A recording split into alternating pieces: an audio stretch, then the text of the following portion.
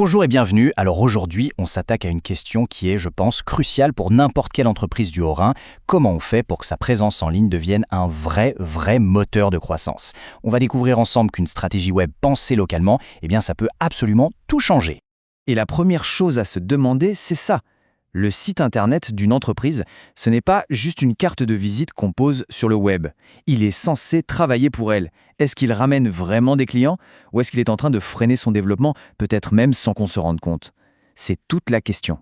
Et ce qui nous amène à ça, c'est une réalité de terrain. Beaucoup d'entreprises locales subissent ce qu'on appelle une dette technique, souvent sans même le savoir.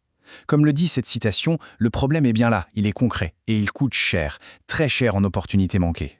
Alors, voilà notre feuille de route pour y voir plus clair. On va commencer par bien cerner le défi. Ensuite, on explorera l'avantage de la proximité. Après ça, on verra la méthode pour construire un site qui tient la route. Puis, on s'inspirera de réussites bien concrètes avant de terminer sur une décision d'investissement qui est juste essentielle. Allez, on entre dans le vif du sujet. Le premier point, c'est de bien comprendre le problème de fond qui touche de nombreuses PME et de nombreux artisans dans notre région. Et voilà le cœur du problème, cette fameuse dette technique. Pour faire simple, c'est comme avoir un outil qui, au lieu d'aider, ralentit le travail chaque jour. Un site ancien qui rame ou qui s'affiche mal sur un téléphone, ce n'est pas juste une question d'image, non. C'est un véritable poids mort qui freine la croissance, surtout face à une concurrence qui, elle, est de plus en plus agile en ligne. Face à ce défi, une solution assez évidente se dessine, s'associer avec un expert du web qui est local. Quelqu'un qui ne comprend pas seulement la technologie, mais qui ressent le pouls économique et culturel si particulier de notre région. Et cette comparaison, elle est très parlante. D'un côté, on a la solution standard, presque robotique, qui ne tient pas compte des spécificités locales. De l'autre, une approche humaine, sur mesure. On ne s'adresse pas de la même manière à un client potentiel de Tann ou de Kingsersheim, c'est une évidence. Et c'est justement cette nuance qu'un partenaire local maîtrise à la perfection. Et concrètement, qu'est-ce que ça donne? Des avantages très tangibles. La proximité, ça permet de faire des shootings photos qui reflètent vraiment l'âme de l'entreprise, des formations bien plus efficaces et surtout un référencement local surpuissant pour capter tous les clients qui cherchent près de chez moi sur Google. D'accord, mais alors comment on construit un site web qui performe vraiment? Ce n'est pas de la magie, loin de là. Tout repose sur une structure bien solide qu'on peut imaginer comme 4 piliers fondamentaux. Et voilà la recette idéale pour un projet web made in Alsace. Tout part de la stratégie. Ensuite, on passe au développement technique et au référencement. Évidemment, le contenu doit être pertinent et impeccable sur le plan légal.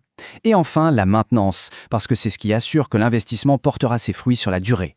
Mais bon, une belle méthode c'est bien, mais sans résultat, ça ne vaut rien. Alors voyons comment cette approche peut concrètement changer la donne pour des entreprises d'ici. Premier exemple, une situation que beaucoup connaissent, j'en suis sûr. Gérer les rendez-vous uniquement par téléphone, c'est un vrai casse-tête. Ça interrompt le travail, ça génère du stress et, au final, ça fait perdre de l'argent. La solution a été d'intégrer un module de réservation en ligne directement sur le site.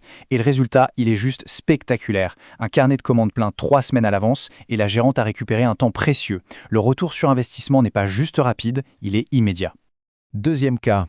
Imaginez un artisan hyper talentueux dont le savoir-faire est complètement noyé au milieu d'une guerre des prix. C'est un peu comme essayer de vendre un produit de luxe dans un magasin discount. Comment faire pour que la qualité soit enfin reconnue à sa juste valeur? La clé, ça a été un site vitrine qui met vraiment en avant ses réalisations avec des photos, des témoignages clients.